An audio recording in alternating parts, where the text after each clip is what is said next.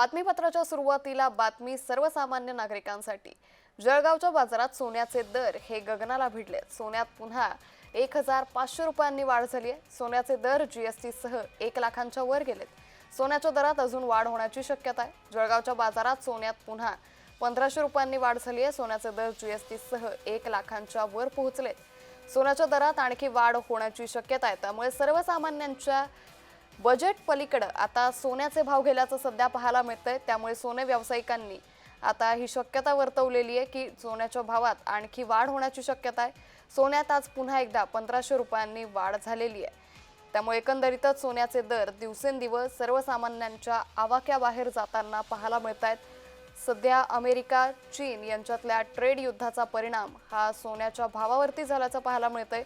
तर आज सोन्याच्या दरामध्ये 1500 रुपयांनी वाढ झालेली आहे। त्यामुळे सोन्याचे दर हे आज 1 लाखाच्या वर गेल्याची माहिती सध्या समोर येते।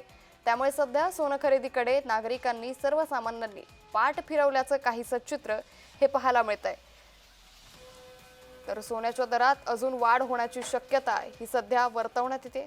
या संदर्भात अधिक माहिती घेऊयात आमचे प्रतिनिधी जुगल पाटील यांच्याकडून। जुगल, सोन्याच्या दरांनी आज 1 लाखांचा टप्पा पार केलेला आहे, काय अधिक अपडेट?